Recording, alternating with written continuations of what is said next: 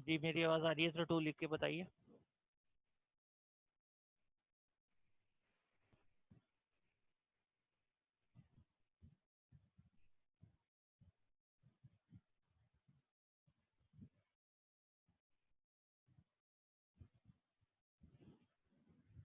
अच्छा, अब आपको इस पिक्चर से अंदाज़ा हो जाना चाहिए कि क्या डिफरेंस था। एक्चुअली हम लोग जो है ग्राफिकली वे में आपने देखा है कि वर्क करते हैं, तो बात ज़रा आसानी से समझ में आ जाती है। ये वो सिस्टम है जो फाइल ओरिएंटेड इंफॉर्मेशन सिस्टम है, जिसमें ये है कि हर डिपार्टमेंट अलग है, हर एक की फाइल अलग है ना।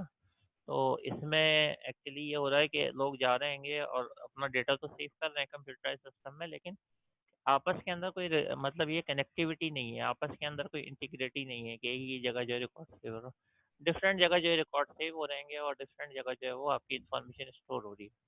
तो प्रॉब्लम क्या था? रिडंडेंसी थी, यानी मैंने आपको वर्ड बताया था, इसको लिख लीजिएगा, डुप्लीकेशन को कहते हैं। डेटा रिडंडेंसी जो है वो डुप्लीकेशन को कहते हैं। इनकॉन्सिस्टेंसी का मतलब होता है कि डेटा जो है वो एक जैसा नहीं है। सही है। और लैक ऑफ डेटा इंटीग्रिटी का क्या मतलब है कि आपके पास जो है डेटा सेंट्रलाइज नहीं है। सही है, या स्टैंडर्ड फॉलो नहीं कर रहा है। जैसे मैंने अभी एग्जाम्पल ली थी, ये कराची डिफरेंट वे के अंदर जो है सेव किया जा रहा है।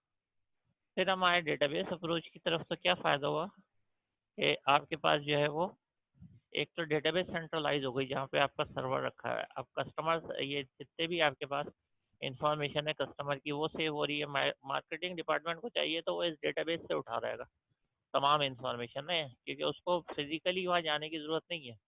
अब ये ज़रूरी नहीं है कि वो उसी ऑफिस के अंदर हो हो सकता है फिजिकली कहीं और भी स्टोर हो। तो ये जो फिजिकली डिस्टेंस है वो तो ख़त्म ही हो गया, क्योंकि इंटरनेट से अगर कनेक्टिविटी हुई तो कहीं से भी इंफॉर्मेशन इनपुट हो सकती है। जैसे डिपार्टमेंटल स्टोर्स होते हैं, ये जितने भी सुपर्स वगैरह होते हैं, तो इनके अंदर जो आपके पास एंट्री हो रही होती है, जो यूज़र की आपके पास ऑर्डर्स हो रहे होते हैं, तो वो वहाँ पे स्टोर मतलब उनके कंप्यूटर में जाके फ़ौरन कहाँ पे जाते हैं, वो या नेट से डायरेक्ट कनेक्टेड होते हैं, और वो उनकी जहाँ पे भी सेंट्रलाइज्ड डेटाबेस होती है वहाँ जाके स्टोर हो रहे होते हैं। तो इसलिए वहाँ से तमाम तमाम जितने भी ब्रांचेज हैं सब के एक ही जगह हो रहे होते हैं। तो ये इसकी जो है हमारे पास एग्जाम्पल है। तो मल्टीनेशनल ऑर्गेनाइजेशन, बैंक सब इसी तरीके से काम करते हैं। सही है कि आपके पास जो है कितनी रिक्वायरमेंट है, जो आपके आइटम सेल हो गए। तो क्योंकि कस्टमर जैसे ही आपका जो वो सेल्स हो रही है, तो यहाँ से तमाम इंफॉर्मेशन जो है वो आ रही हैंगी। तो ये परचेजिंग डिपार्टमेंट को जो है ऑटोमेटिकली जो है वो जब चेक करेगा, तो पता चल जाएगा कि इन्वेंट्री में कितना सामान जो है वो रिमेनिंग है। अगर बहुत कम सामान है तो वो क्या करेगा, परचेजिंग वाला जो मार्केट जाके खरीद लेगा या ऑर्डर दे देगा। सही है, वो भी किसी को ऑर्डर दे देगा तो उसको डिलीवर हो जाएगा, तो वो क्या करेंगे, अपना जो भी वेयर हाउस है वहाँ ला के सामान रख लेंगे। अच्छा, एम्प्लॉय जब जाता है, पर्सनल डिपार्टमेंट एम्प्लॉय नया आया, तो इसको कैसे पता चला? जब ये सैलरी बनाने के लिए, ये एम्प्लॉय ने तो यहाँ पे सेव करा था ना अपना नया नया एम्प्लॉयज का इंफॉर्मेशन। इसने जैसे ही ओपन करा, पहले डिपार्टमेंट वालों ने इन्हें पता चल गया कि नया एम्प्लॉय आया और उसकी इतनी सैलरी है, क्योंकि पर्सनल डिपार्टमेंट वालों ने ये भी डाल दिया था कि उसकी सैलरी जो है वो कितनी होगी। तो उसको पता चल गया, उन्होंने क्या करा, पे स्लिप जो है वो बना के दे दी। तो ये काम भी हो गया। अब इस तरीके से जो है अगर कोई चला गया रिज़ाइन करके, तो इन्होंने जब इन्फॉर्मेशन की मतलब ली एम्प्लॉयज़ की लिस्ट इस मंथ की, तो इनको पता चला कि ये एम्प्लॉय तो जा चुका है, इसकी सैलरी नहीं बननी। तो उन्होंने क्या करा, उन्हें किसी भी एम्प्लॉय की नहीं बनाई जो कि नहीं रहा कंपनी के अंदर। तो इसका क्या मतलब है? इसका ये मतलब है कि अब जो है अब असल मायनों में अपडेशन हो रही है, कि यहाँ इन्फॉर्मेशन आती है, यहाँ हर डिपार्टमेंट को मिल जाती है। तो इससे जो है वो आपकी क्या प्रॉब्लम जो है वो ख़त्म हो गई, इससे ये तीनों प्रॉब्लम ख़त्म हो गई। डेटा जो है कोई डुप्लीकेट भी नहीं हो रहा, डेटा जो है वो एक जैसा है, और डेटा जो है वो आपके पास एक ही स्टैंडर्ड से जो है, या ये समझ लें सेंट्रलाइज वे के अंदर जो है वो फॉलो हो रहा है। ये किसने प्रोवाइड की है? डेटाबेस मैनेजमेंट सिस्टम ने। तो डेटाबेस मैनेजमेंट सिस्टम को अगर हम कहें कि ये होता क्या है, सही है, तो ये तो पता चल गया होता क्यों है। होता इसलिए है कि ये आपके पास, ये देख लें क्या प्रॉब्लम थी और इसके होने से क्या फ़ायदा हो गया। तो ये किस वजह से होता है, या इसका पर्पस क्या है, ये तो इस फील्ड से हमें समझ में आ गया ना कि ये होता क्यों है। लेकिन होता क्या है, तो उसकी जो डेफिनेशन वो ये है कि एक ऐसा सॉफ्टवेयर होता है जो कि आपको डेटाबेस को मैनेज करता है। डिफरेंट मैनेजमेंट सिस्टम होते हैं, तो डेटाबेस का भी कोई मैनेजमेंट सिस्टम होना चाहिए। अब आप वर्ड समझते हैं, एमएस वर्ड, तो वो क्या है, वो आपके पास जो वर्ड प्रोसेसर मैनेजमेंट सिस्टम है, कि पूरा आपकी जितनी भी टाइपिंग है, जितने भी आपके पास रिलेटेड डॉक्यूमेंट्स हैं, डॉक्यूमेंट्स को मैनेज कर रहा होता है, तो वो क्या डॉक्यूमेंट मैनेजमेंट सिस्टम है, एमएस वर्ड। ऐसे जो डेटाबेसेस के भी बहुत सारी हमें एग्जांपल मिलती हैं जो कि मार्केट के अंदर है, जैसे ओरेकल है। तो ओरेकल क्या है? डेटाबेस मैनेजमेंट सिस्टम है। या फिर माइक्रोसॉफ्ट एसक्यूएल सर्वर क्या है? वो भी डेटाबेस मैनेजमेंट सिस्टम है। ठीक है, तो डेटाबेस मैनेजमेंट सिस्टम क्या क्या कर सकता है, सही है, या उसके जो ऑब्जेक्टिव क्या होते हैं, उसके जो होते हैं, इसके जितने भी अपोजिट हैं, जो प्रॉब्लम थी इनके अपोजिट होते हैं। क्या करता है? इंटीग्रिटी लेके आ जाता है डेटाबेस के अंदर, रिड्यूस कर देता है रेडंडेंसी, सही है, मेंटेन करता है इंटीग्रिटी, और उसके साथ साथ जो है डेटा को भी कंसिस्टेंट रखता है। तो इसका क्या मतलब, ये प्रॉब्लम थे उसके और ये उसके एडवांटेज हो गए, सही है। और ये एडवांटेज डेटाबेस के हो गए किस प्रॉब्लम की वजह से हुए? इस इन प्रॉब्लम्स की वजह से हुए। तो ये देखें एक दूसरे के जो है वो अपोजिट है, सही है, एनोनियम्स जिसको आप कहते हैं कि ये जो है यहाँ पे ये प्रॉब्लम है तो ये सोल्यूशन है, ये सोल्यूशन की क्या प्रॉब्लम थे, ये थे। तो ये अब इस तरीके से दोनों चीज़ें मतलब ये इक्वली देख सकते हैं। अच्छा, अब ये बताएं डेटाबेस मैनेजमेंट सिस्टम की वर्किंग क्या होती है। वर्किंग क्या होती है कि वो रीड कर सकता है, जब आप फाइल ओपन करते हैं तो वो रीड करता है टेबल को या उसके डेटा को या डेटाबेस को। जब आप चेंज करते हैं किसी का रिकॉर्ड तो वो चेंजिंग भी आपको अलाउ कर देता है। जब आप नया रिकॉर्ड ऐड करते हैं तो वो भी अलाउ कर देता है। जो हमने डेटा स्ट्रक्चर के ऑपरेशन पढ़े थे ना, और जब आप डिलीट करते हैं तो वो भी कर देता है। डेटा स्ट्रक्चर में भी हम यही पढ़ के आए हैं कि वो क्या करता है। वो जो है आपके पास ट्राइवर्सिंग करता है, वो जो है सर्चिंग करता है, वो जो है एडिटिंग करता है, सही है, आपके पास वो इंसर्शन करता है। ये आपने सब में देखे थे, ये आपने जो स्टैक क्यूज वगैरह सब में ये चीज़ें देखी थी, ठीक है। अच्छा, क्या रीज़न है? इसलिए कि हर अब बिजनेस को चाहिए, क्योंकि अब पॉसिबल ही नहीं है ना कि आप बगैर डेटाबेस के रन कर सकें। आपकी जितने भी बिजनेसेस, जितनी भी वेबसाइट रन हो रही हैं तो वो मतलब डिपेंडेंट है डेटाबेसेस के ऊपर। मिसाल के तौर पे फेसबुक का अगर डेटाबेस आप हटा दो तो वो तो हमें लॉगिन ही नहीं करवाएगा, सही है, वो हमें जो है वो लॉगिन ही नहीं करवाएगा ना फेसबुक वाले, क्योंकि उनके पास खुद हमारे रिकॉर्ड नहीं होगा। अच्छा, अगर उनका डेटाबेस रिमूव हो जाए तो हमारे फ्रेंड भी चले जाएंगे सारे, क्योंकि फिर वो डेटाबेस नए सिरे से बनेगी। ऐसे याहू का अगर आप करवा दो ख़त्म तो हमारे ईमेल एड्रेस सब खत्म हो जाएंगे, जाहिर बात है। आपका ना यूज़र नेम है ना पासवर्ड है, आप जा रहे हो किस सूरत से जाओगे, उसको एक्सेस ही नहीं कर पाओगे। ऐसे ही जो है वो जीमेल का है। तो कहने का ये मतलब है कि ये जो है इतना ज़्यादा इम्पोर्टेंट है, ठीक है। जैसे और कमर्शियली इसका जो है बहुत ज़्यादा यूटिलाइजेशन है। ऑनलाइन जितने भी आपके पास ऑर्डर होते हैं अमेजोन वगैरह के, तो वो डेटाबेस में स्टोर होते हैं, वहाँ से आप सबमिट कर देते हो, वहाँ पे जो डेटाबेस में स्टोर होते हैं, सही है। तो ये जो है ये इंपॉर्टेंस है डेटाबेस की। अब ये कि डेटाबेस क्या होता है, नॉर्मली ये नहीं होता कि डेटाबेस जो एक जगह रखा है। डेटाबेस की मल्टीपल कॉपीज रखी जाती हैं। लेट सपोज फेसबुक को कोई इशू है, या खुदा न खास्ता वहाँ पे जहाँ पे उनका सर्वर है वहाँ पे कोई सैलाब आ गया, जलजिला आ गया, वो क्या मतलब सर्वर अगर पानी में चला गया तो फिर वो क्या करेंगे? वो बैठे रहेंगे? नहीं, वो क्या करते हैं, मल्टीपल जो है लोकेशंस के ऊपर वर्ल्ड के अंदर जो है उन्होंने अपने सर्वर फॉर्म्स किस चीज़ को कहते हैं?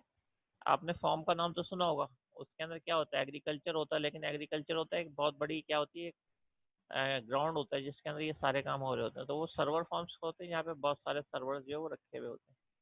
तो उन्होंने अपने भी अब क्लाउड बनाए हुए हैं। सर्वर फॉर्म्स के अंदर बहुत सारे जो है क्लाउड के अंदर बहुत सारे सर्वर फॉर्म्स होते हैं। अच्छा, ये तरीक़ेकार होता है जब आप एक डेटाबेस, आपने पहले क्या बनाते हो जब सॉफ्टवेयर बना रहे होते हो, तो सॉफ्टवेयर में पहले तो आप मतलब अपने क्लाइंट के पास गए और उससे बोला किसका बनाना है। उसने बोला मुझे एक एम्प्लॉई का बनाना है, मेरे सिर्फ मुझे इतना कर दें आप कि मेरे पास एक एम्प्लॉई है और एक डिपार्टमेंट है, मैं इनकी इन्फॉर्मेशन जो है वो रखना चाहता हूँ। तो आपने डेटाबेस जो है वो चलाना सीख ली थी, तो आपने क्या करा, जल्दी से ये टेबल बना दिया। आपने बोला इन्फॉर्मेशन बोलने, अभी मेरे 5 एम्प्लॉई है, 3 डिपार्टमेंट हमने रखे, स्टार्ट हुई, आपने वो भी डाल दी, ठीक है। लेकिन अब वो इसको ओपन करना, इसको क्योंकि ये मैनेज जो है वो मुश्किल से होता है, तो आप क्या करते हैं, आप क्योंकि सॉफ्टवेयर डेवलपर हैं, आप बोलते हैं मैं आपको एक स्क्रीन डिज़ाइन करके दूंगा जिसके अंदर आपको ज़रूरत ही नहीं पड़ेगी कि आप एक्सेल की तरह टेबल खोलो, आपको ऐसा फॉर्म बना के दे देंगे। तो अब वो क्या करेगा, वो अब जब भी वो चलाएगा या ऐड न्यू रिकॉर्ड करेगा तो वो उसके सामने क्या होगा, ये ऐसे स्क्रीन आ जाएगी। जब स्क्रीन आ गई तो इसमें सारी चीज़ें वो इन्फॉर्मेशन वगैरह जो है वो इनपुट कर लेगा, और इनपुट इन्फॉर्मेशन करने के बाद अब वो सेव कहाँ होगी। जैसे यहाँ पे इसने सेव का बटन जो है वो क्लिक करा तो वो जाएगी कहाँ, वो इसमें जो है स्टोर होगी। फॉर एग्जाम्पल एक नया रिकॉर्ड अभी मैं इनपुट करके आया हूँ, तो वो क्या आ जाएगा, इसके नीचे आ जाएगा 105। सही है, अहमद नाम था, लेट सपोज कराची में वो रहता था, उसका एम्प्लॉय, उसका जो डिपार्टमेंट नंबर था वो 20 था, तो वो क्वालिटी में हो गया। सही है। तो इसका क्या मतलब है कि आपने वहाँ पे फॉर्म के ऊपर इनपुट कर दिया, और ये फॉर्म बिल्कुल ऐसी है जैसे मैंने अभी जो है वो आपको पहले बताया था। उस दिन हम लोग कर रहे थे डेटा स्ट्रक्चर। तो देखिए इन्फॉर्मेशन यहाँ पे इनपुट्स हो रही है सारी। उसके बाद वो क्या करेगा, उसको सेव करा देगा या डिलीट करा देगा, वो जो हम लोगों ने पिक्चर देखी थी सेव डिलीट डेटा स्ट्रक्चर में, ठीक है ना। तो इस तरीके से सेव करा देगा, डिलीट करा देगा, तो क्या होगा उसके अंदर वो डेटाबेस में जब स्टोर हो जाएगा जाके, इस डेटाबेस में स्टोर हो जाएगा। ये बात जितने लोगों को समझ में आई है, टू लिख के प्रेस करें।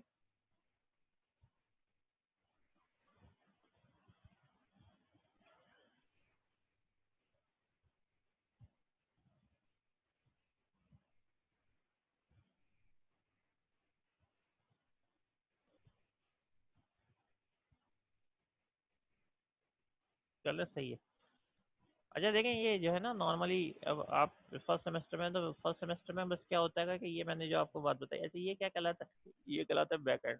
यानी कि अगर अभी हम इसके ऊपर चलें, और इसके ऊपर जाने के बाद अभी जो है हम अपना बोर्ड लेके आए, सही है। और अगर इसको इस तरीके से करें कि ये वो वाली स्क्रीन है जिसके ऊपर जो है वो ये कह रहा है कि इंटर योर नेम, जैसे आप अपनी बनाते हो सॉफ्टवेयर पीएफ वगैरह के अंदर, inter your first marks, second marks, जैसे मार्कशीट वगैरह की बनाते हो ना, उसके बाद इस तरीके से। लेकिन इसके अंदर क्या है, इसके अंदर जो कुछ है ये फॉर्म के ऊपर है। एक बात तो ये कि विंडोज़ वगैरह के ऊपर नॉर्मली ये बनता है। दूसरी बात ये कि जो भी डेटा आ रहा है वो फ़ौरन कहाँ है, जितने भी आपने फील्ड बनाई है या जितने भी आपने इनपुट्स लिए, नंबर ऑफ इनपुट्स, उसको फील्ड कहते हैं कि कितने इनपुट हैं। अब आप, तो वो कहाँ सेव हो रहे हैं, वो इधर सेव हो रहे हैं। ये क्या है, ये है टेबल या डेटाबेस। तो इसका क्या मतलब है, अगर मैं जो हूँ ये बता दूँ कि जैसे सेव होगा वो इसके अंदर होगा, यानी जो भी रिकॉर्ड होगा, तो ये जो चीज़ है ये इसके नाम है बाकायदा। ये क्योंकि फ्रंट के ऊपर होती है, तो मैंने आपसे उस दिन भी कहा था कि ये जो फ्रंट एंड कहलाती है, सही है। और ये क्योंकि यूज़र को इसका पता नहीं होता और बैकग्राउंड के अंदर स्टोर हो रही होती है, तो ये क्या कहलाती है, कहलाती है बैक एंड, सही है। तो इस कॉन्सेप्ट को ध्यान में रखें कि जब आप सेव कर रहे होते हैं ना, तो यही एग्जाम्पल होती है। अच्छा, अब जो है वो आप पीएफ के अंदर नॉर्मली अगर फाइलिंग वगैरह के अंदर आप स्टोर करते हैं, क्योंकि उसमें डेटाबेस तक तो आप नहीं पहुंचते हैं, डेटाबेस तो आगे सेमेस्टर में वो पढ़ाई जाती है, फिर आप प्रोजेक्ट में लेके आते हैं। लेकिन आप क्या करते हैं, बिल्कुल ऐसी जो है, अगर आप फाइलिंग का बना रहे हैं, तो सेकेंडरी मेमोरी के अंदर, यानी हार्ड डिस्क पे सेव करने के लिए आप डायरेक्ट फाइल के अंदर यानी टेक्स्ट फाइल में राइट कर रहे होते हैं। तो उसमें ये होता है, यूज़र से जो आप इन्फॉर्मेशन ले रहे हैं, वो क्या होता है, जब आप सेव करते हैं तो वो क्या है, इसमें फाइल के अंदर राइट हो जाती है। अच्छा, पीएफ क्योंकि ज़्यादातर लोग जो है वो या तो ऐसी हो सकती है स्क्रीन, जैसे अभी मैंने फॉर्म की बताई है, या फिर ऐसी हो सकती है, जैसे ये देखें आप, एम्प्लॉय इंफॉर्मेशन सिस्टम है, तो जो नॉर्मली कंसोल बेस के ऊपर बनाते हैं, तो कंसोल बेस के ऊपर आप जो है वो ऐसे ही बना रहे होते हैं कि वन करें तो इंसर्ट हो जाएगा, रिकॉर्ड जो है वो इंसर्ट हो जाएगा, और टू करेंगे तो उसके बाद जो है वो आपके पास जो है वो आप तमाम एम्प्लॉयज़ को जो है वो देख लेंगे। तो ये कहाँ पे रिकॉर्ड होते हैं, ये हम फाइल के अंदर रख देते हैं। और कंसोल बेस होती है तो उसके अंदर हम क्या करते हैं, कोई कलर वगैरह नहीं होता, ठीक है।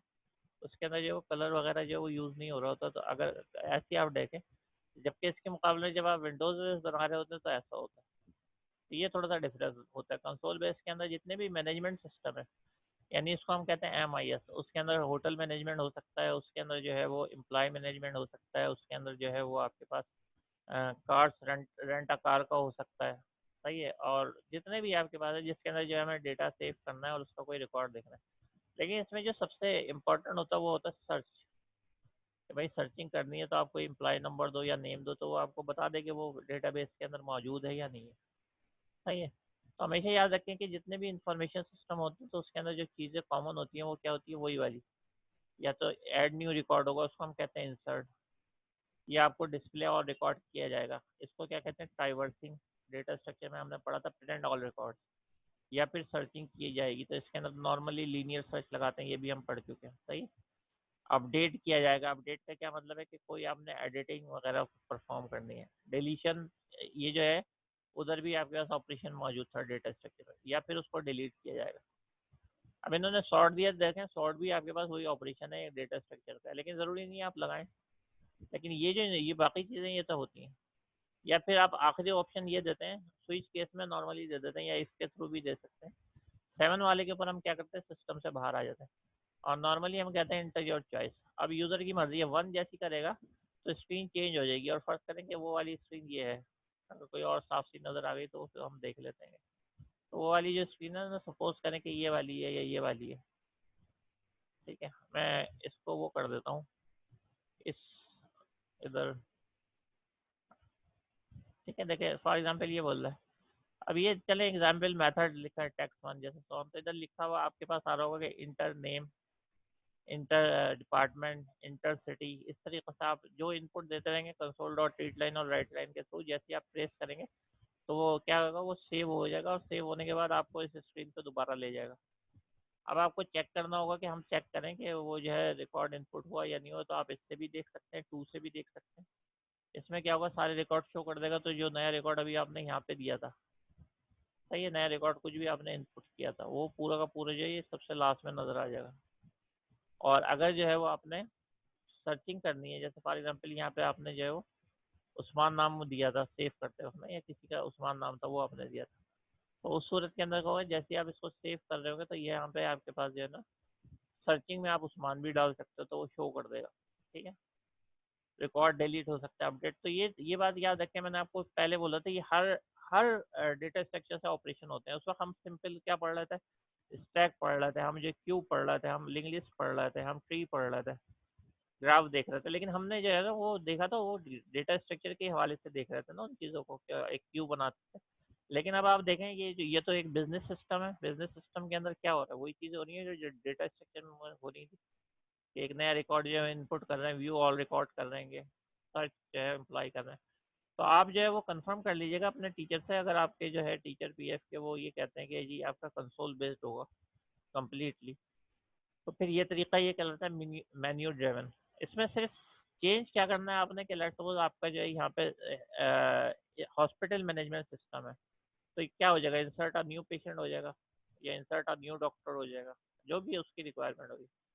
तमाम पेशेंट का आप रिकॉर्ड देख लेंगे, सर्च कर लेंगे पेशेंट को।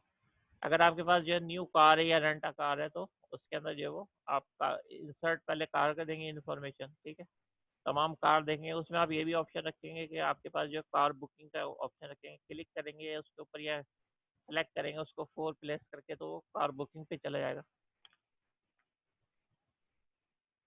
प्रिंट एलन तो नहीं हो सकता, प्रिंट एलन तो इसमें जावा में होता है। अगर आपने कहीं किसी कोड वोड में देख लिया, अगर मैं जो भी दिखा रहा हूँ अगर देख लिया, कंसोल डॉट राइट लाइन। अच्छा, ये क्या, ये डिस्प्ले और रिकॉर्ड का है। लेट सपोज यूजर ने जो है वो सिलेक्ट करा यहाँ पे, अगर कंसोल है तो आपके पास जो है ना ये व्यू ऑल रिकॉर्ड, ये टू ऑप्शन सिलेक्ट करा, तो ये कहाँ पे आ गया, ये सपोज करें यहाँ पे आ गया। तो ये क्या कर रहा है, ये शो कर रहा है। अच्छा, ये वैसे शो तो कर रहा है, लेकिन ये स्क्रीन भी है, स्क्रीन यानी इनपुट स्क्रीन भी है उन्होंने, कि एम्प्लॉय डेटा डेटा एंट्री। अब देखें इसके अंदर क्या हो रहा है, डेटा एंट्री हो रही है, फर्स्ट नेम ले रहा है, लास्ट नेम ले रहा है, और जो है ये इंफॉर्मेशन जो ईमेल की ले रहा है, और नंबर ले रहा है।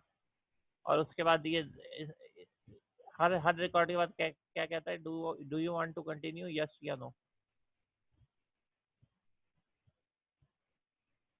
अच्छा, कंसोल और प्रिंट एलन में क्या फर्क, देखें ये बात आप देखें, दो टाइप की एप्लीकेशन होती है। अब ये बेसिक डेफिनेशन जो है वो आपको सबको पता होनी चाहिए। या तो एक विंडोज बेस्ड एप्लीकेशन कहलाती है, जब हम सेलेक्ट कर रहे होते हैं ना प्रोजेक्ट स्टार्ट के अंदर, तो वो आपसे पूछता है ऑप्शन कि भाई किस टाइप का प्रोजेक्ट चाहिए विजुअल स्टूडियो में, तो हम वहाँ सेलेक्ट कर लेते हैं हमें कंसोल बेस्ड एप्लीकेशन चाहिए या फिर हमें विंडोज़ बेस्ड चाहिए। तो विंडोज़ बेस्ड में ऐसा फॉर्म आ जाता है, वहाँ आप क्या करते हैं, टेक्स्ट बॉक्स बनाते हैं, आप बटन्स बनाते हैं और उसके ऊपर कोड लिखते हैं। और जब आप बोलते हैं कंसोल बेस्ड, तो उसमें क्या आता है, उसमें जो है वो हम जब भी कोई चीज़ रन कर रहे होते हैं तो ब्लैक एंड वाइट आता है, तो वो कहलाता है कंसोल बेस्ड। तो कंसोल बेस्ड जो है ये वो इस तरीके का होगा आपके पास। इसमें हालांकि चाहे आप कलरिंग भी कर सकते हैं, उसमें भी ऑप्शन होते हैं। और जो है वो जब आप विंडोज़ बेस बनाएंगे तो ऐसा फॉर्म बनेगा। तो दो तरीके की प्रोग्रामिंग होती है ना, एक विंडोज़ बेस, और तीसरे तरीके की कौन सी होती है, उसी के अंदर एक ऑप्शन होता है कि आप जो है कोई वेबसाइट भी बना दें। तो वो आपके पास जो प्रोग्रामिंग होती है, जो अभी जिस तरीके से मैंने एक वेबसाइट दिखाई थी, तो उस टाइप की आपके पास जो तरीक़ेकार होता है। क्लियर हो गया ये, कि तीन टाइप की आपके पास एप्लीकेशन होती है। एक विंडोज़ बेस्ड मीन्स ये कि आपके पास जो है कंप्यूटर पर रन होगी, लेकिन विंडोज़ इन्वायरमेंट में होगी। और जो है दूसरी होगी हमारे पास होगी कंसोल बेस्ड, ये होगी। और तीसरी जो अभी मैंने शुरू में बताई थी, एक वेब एप्लीकेशन होती है। और चौथी जो है वो एंड्रॉयड या मोबाइल ऐप भी बना सकते हैं आप। तो ये 4 तरीके की एप्लीकेशन तो बनती है ना। लेकिन सी के अंदर और सी शार्प के अंदर ये वाली बन रही होती है या फिर ये वाली। लेकिन आप फिर भी कंफर्म कर लीजिएगा अपने टीचर्स वगैरह से पीएफ के कौन सी जो है वो बनेगी। तो ये थी हमारे पास फ्रंट एंड और बैक एंड की बात। एसक्यूएल जो है हर डेटाबेस के अंदर यूज होती है, ठीक है। आप अपने प्रोजेक्ट के अंदर अभी यूज नहीं कर सकते क्योंकि वो फिर आपको कनेक्टिविटी करना पड़ती है। तो एक डेटाबेस जो है वो किस तरीके से जो वर्किंग करती है उसके अंदर जो है ना,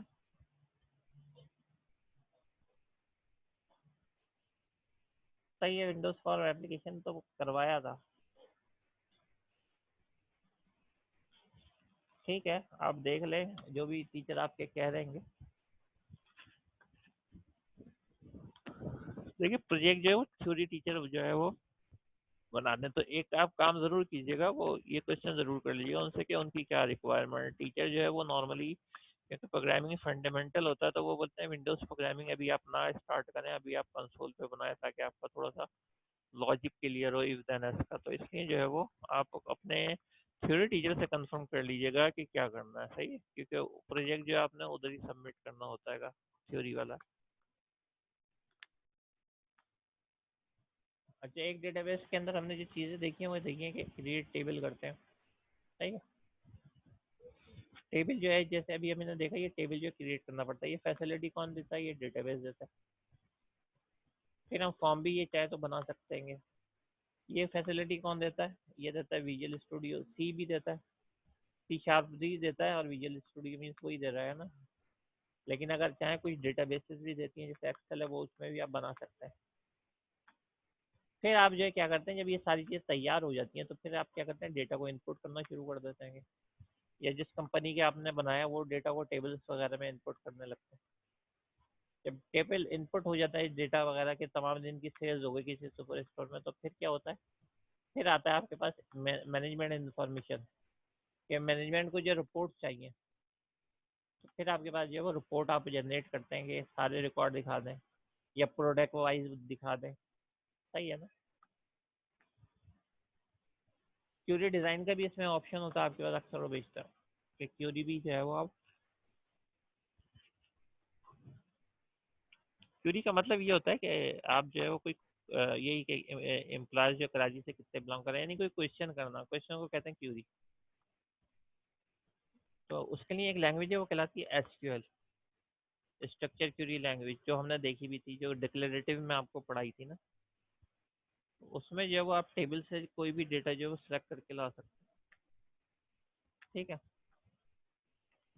और फिर जो है वो हमारे पास, अच्छा देखें ये उसके, देखिए ये जो चीज़ समझ में आ रही है ना, देखें अब ये एक सॉफ्टवेयर बनाने का तरीका है, सही है। और ये जो है ये नॉर्मली प्रैक्टिस यही होती है कि जब आप कमर्शियली जाते हैं, तो एक तो वो मैंने बात बताई थी कि आप एनालाइज करते हैं कि क्या क्या चाहिए, उसकी आप जो फ्लो चार्ट भी बना लेते हैं और तमाम रिक्वायरमेंट भी बना लेते हैं। और उसके साथ आप ये भी लिख लेते हैं कि उसके साथ एक एग्रीमेंट कर लेते हैं कि भाई ये स्क्रीन 1 ये आपकी है, स्क्रीन 2 ये आपकी है, स्क्रीन 3 ये आपकी है। और इस तरीके से ये वाली जो है ना, एक ये रिपोर्ट है आपके पास, एक ये सेकंड वाली ये रिपोर्ट है, थर्ड वाली।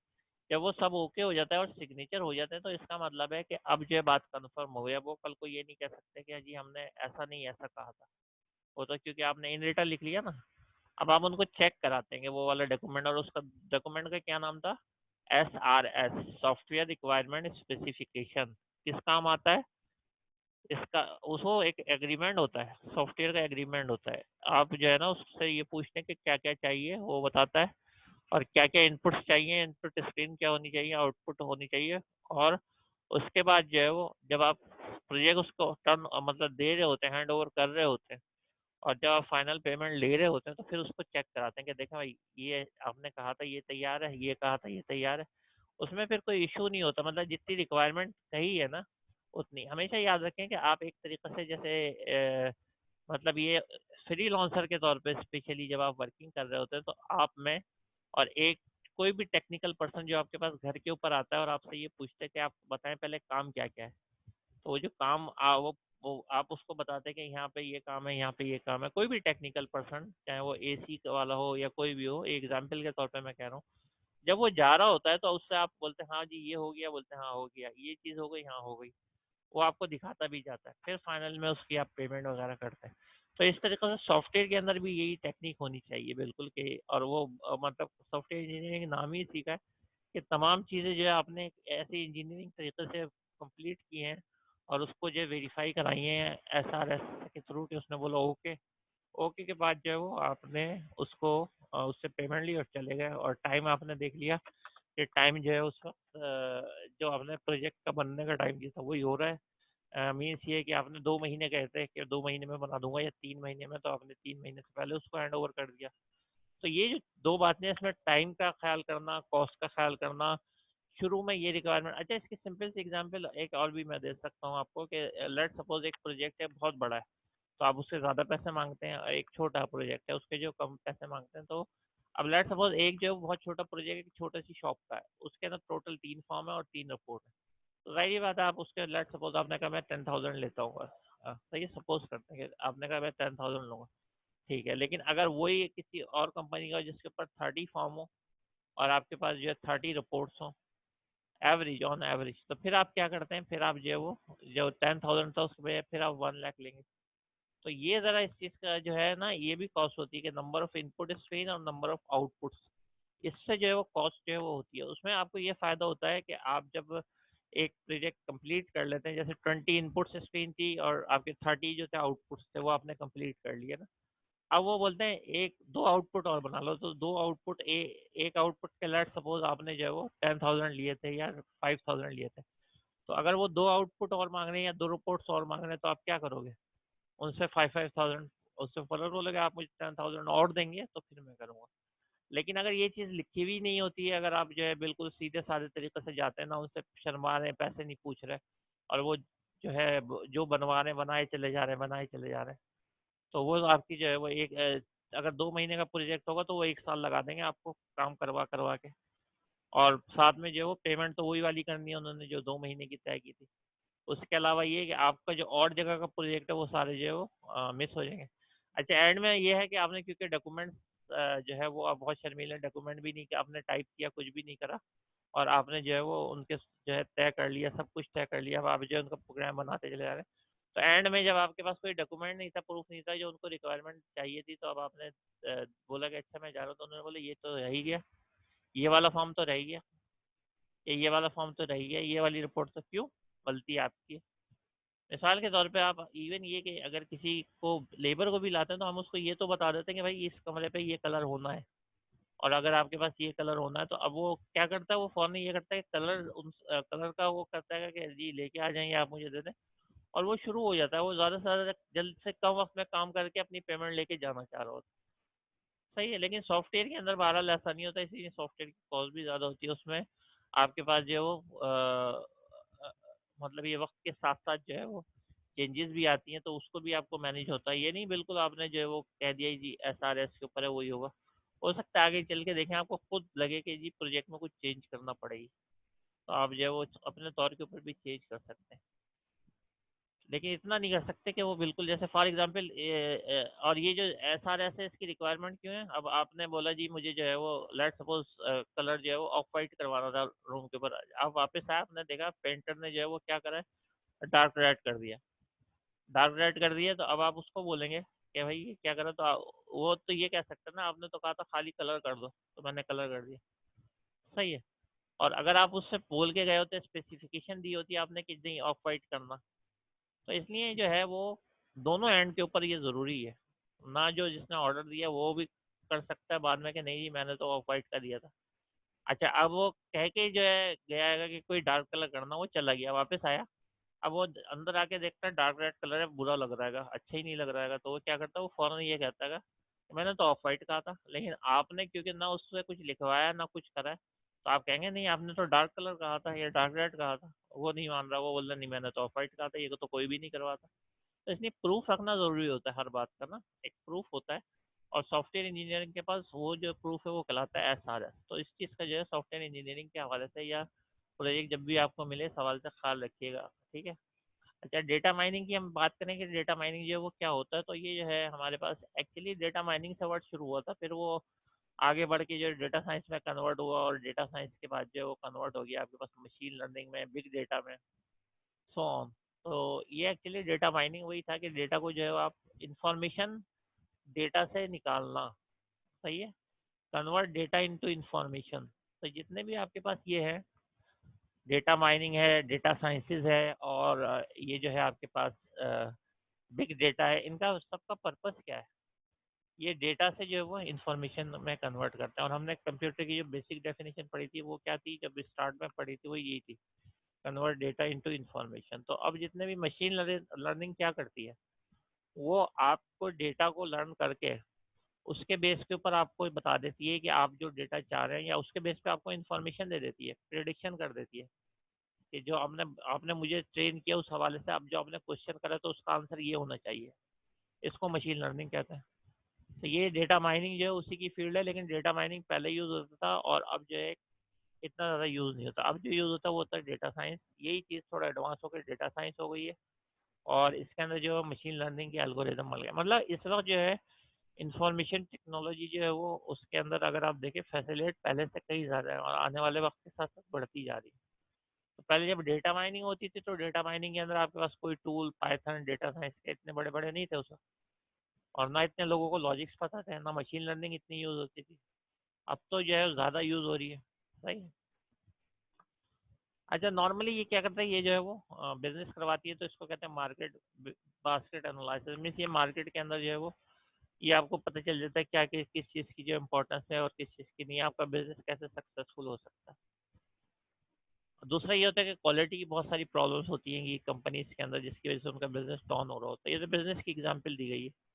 तो लेकिन इसके अंदर जो है वो डेटा साइंस के भी हवाले से ये कि आपको बहुत सारी बातें, ऐसी बातें जो कि रिसर्च की होती हैं, जैसे जो कि नई मेडिसिन की होती हैं, जैसे नई वैक्सीन की होती हैं, जो आ रही हैं, उनके क्या काजेस थे, रूट काजेस क्या थे उनके फेलियर के। तो ये जो है ये आपको तमाम के तमाम ये डेटा साइंस और मशीन लर्निंग के एल्गोरिदम ये फाइंड आउट करके दे सकते हैं। ठीक है, उसी डेटा के ऊपर जो आप इनको रियल डेटा प्रोवाइड करते हैं, जो लोगों का डे बाय डे आता रहता है, वो प्रोवाइड करते हैं, तो ये दे सकते हैं। उसके अलावा आपकी सेल्स जो है वो बढ़ा सकते हैं, डिसीजन को सपोर्ट कर सकते हैं। और ये तमाम चीज़ें जो हैं डेटा माइनिंग के अंदर आती हैं। लेकिन डेटा माइनिंग अब किस नाम से, डेटा साइंस से है। डेटा माइनिंग भी पढ़ा जाता है लेकिन इतना ज़्यादा जो है उसको यूज़ नहीं किया था। और ये जो बहुत ज़्यादा एडवांस फॉर्म में आ गया, यानी यही चीज़ बिग डेटा में कन्वर्ट हो गई, डेटा साइंस में हो गई। ठीक है। अच्छा, जैसे हम लोगों ने अभी बात की थी कि जी हमारे पास जो है वो यानी कि जो आपके पास कुछ डेटाबेसेस जो है वो इम्पोर्टेंट है, या जो है मार्केट के अंदर यूज़ होती है। अब डेटाबेस सिस्टम की तो हमने बात कर ली, लेकिन बहुत सारी डेटाबेस जो मार्केट में यूज़ होती हैं, तो उसमें एसक्यूएल सर्वर है। अटेंडेंस अभी ब्रेक के बाद वापस आते हैं ना, फिर करते हैं। अभी तो ब्रेक में भी टाइम है, 5 मिनट है। अब नाम आप ज़रा याद रखें, माइक्रोसॉफ्ट वालों ने बनाई है माइक्रोसॉफ्ट एसक्यूएल सर्वर। ये कैसी है, आप जैसे विजुअल स्टूडियो या खरीदते जाके, या फिर खरीदते डीवीडी वगैरह पे आपको मिल जाती है। मुझसे बाहर अमेरिका में होता है तो वहाँ आपको पेमेंट करना पड़ती है। माई एसक्यूएल ये फ्री है, सही है, माई एसक्यूएल। लेकिन ये क्या करती है, अच्छा इनका फ़ायदा क्या है, जब आप इंस्टॉल कर लेते हैं, आप टेबल बनाते हैं, उसमें डेटा इनपुट करते हैं, जब आपका टेबल बन जाता है, फिर आप उसको क्या करते हैं, इसके साथ कनेक्ट करवा देते हैं। इस सी शार्प के जो भी फॉर्म वगैरह हैं, ये आप सी शार्प पे बना लेते हैं, ओके के बटन। टेबल्स जो है वो किस में बना लेते हैं, इन चीज़ों में बना लेते हैं, माई एसक्यूएल, ओरेकल में। सही है, जब ये आपके पास रेडी हो जाता है, तो टेबल किसको कह रहे हैं हम, टेबल जो है उसको इसको कह रहे हैं। ठीक है, ये टेबल है कि इसके अंदर कौन कौन सी इंफॉर्मेशन है। ये डिपेंड अगेन करता है टेबल के रिक्वायरमेंट क्या है, यूज़र की, यूज़र कौन सा सॉफ्टवेयर बनवाना चाह रहा है। अच्छा, फिर जो है वो ओरेकल है। ओरेकल भी बड़ा फेमस नेम है और बहुत पुराना नाम है। ये भी डेटाबेस है जो बहुत ज़्यादा सक्सेसफुल रही है और अभी तक है। सही है, जावा, इन्होंने जावा खरीदी है, लेकिन पहले जो थी जावा सन वालों के पास थी, अब इन्होंने खरीद ली है। ठीक है, अगर आप जावा को इंस्टॉल करने के लिए जाएं तो आप ओरेकल की साइट पे जाना पड़ता है। एक जो थी डेटाबेस सॉफ्टवेयर, वो था आईबीएम ने इंट्रोड्यूस किया था, और वो अभी तक आईबीएम अपने तौर के ऊपर जो है वो यूटिलाइज करता है, उसके डिफरेंट लेटेस्ट वर्जन आते हैं। तो ये इसके अंदर उसने उसका नाम रखा था DB2। सही है, तो वो DB2 जो है वो इसका प्लेटफॉर्म है, लेकिन वो इतना सक्सेसफुल नहीं हुआ, आईबीएम का है। इतना ज़्यादा सक्सेसफुल नहीं हुआ जितना कि ऑरिकल को सक्सेस मिल गई, एसक्यूएल सर्वर को मिल गई, सही है, या माइक्रोसॉफ्ट एसक्यूएल सर्वर को मिल गई। तो ये जो है, ये तीन तो खैर मार्केट के अंदर बहुत बड़े कंपटीटर हैं। कौन? एसक्यूएल सर्वर माइक्रोसॉफ्ट का है।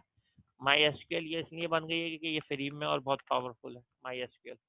और ऑरिकल जो है वो, ऑरिकल कमर्शियल भी है, और अब कुछ उसका वो पोर्शन जो है आपको यूज़ करने के लिए नॉन कमर्शियली वो फ्री दे देते हैं ताकि आप उसको यूज़ करना चाहें तो देख लें यूज़ करके। ठीक है, तो वो भी आपके पास अवेलेबल है। लेकिन ऑरिकल और माइक्रोसॉफ्ट एसक्यूएल सर्वर ये बड़े डेटाबेस है, इंटरप्राइज यानी पूरी ऑर्गेनाइजेशन के ऊपर वर्किंग कर रहे होते हैं। और जो है ये एक पर्सनल डेटाबेस भी आती है जिसके अंदर आपको जो छोटे छोटे काम अपने आप कर ले, जो कि ऑफिस के साथ ही आ जाती है, माइक्रोसॉफ्ट ऑफिस के साथ। उसको हम क्या कहते हैं? Microsoft Access. सही है। एक्सेस भी क्या है? उसके अंदर हम टेबल भी बना सकते हैं, उसमें डेटा भी इनपुट कर सकते हैं, उसको कनेक्ट भी करा सकते हैं सी शार्प वगैरह से फॉर्म बना के। ठीक है। अब ये डेटाबेस में आप क्या करेंगे? ये डेटाबेस है, इसमें ज़्यादातर क्या होगा? ये होगा, ये टेबल जो है ना, ये वाले टेबल्स, ये टेबल्स जो है ये आप ये बैक एंड के ऊपर आप टेबल बना देंगे। बैक एंड अगेन बता दूं क्यों कह रहे हैं, इसलिए कि यूजर को इसका पता नहीं है कि डेटा कहाँ से हो रहा है, उसको तो खाली इनपुट का पता है और आउटपुट का पता है। सही है, तो ये आपने बैक एंड जो है वो बना लिया। उसके बाद क्या करेंगे आप? सी शार्प, जावा या दूसरी किसी और अच्छी लैंग्वेज में जो यूज होती है उसमें आप क्या करेंगे? एक फॉर्म बनाएंगे, सही, कि यूजर से इनपुट ले सकें। जब वो आपके पास फॉर्म बन जाएगा, यूजर से इनपुट होगा, तो उसका डेटा कहाँ यहाँ पे सेव हो रहा होगा। उसके बाद ही आप मेन्यू के अंदर रखेंगे या डिफाइन करेंगे कि आपके पास जो है वो कौन कौन सी रिपोर्ट चाहिए। तो जो रिपोर्ट भी उसको चाहिए होंगी तो वो यूज़र अपने क्लिक करके वो रिपोर्ट लेके आ जाएगा और वो उसको जो है स्क्रीन के ऊपर शो हो जाएगी।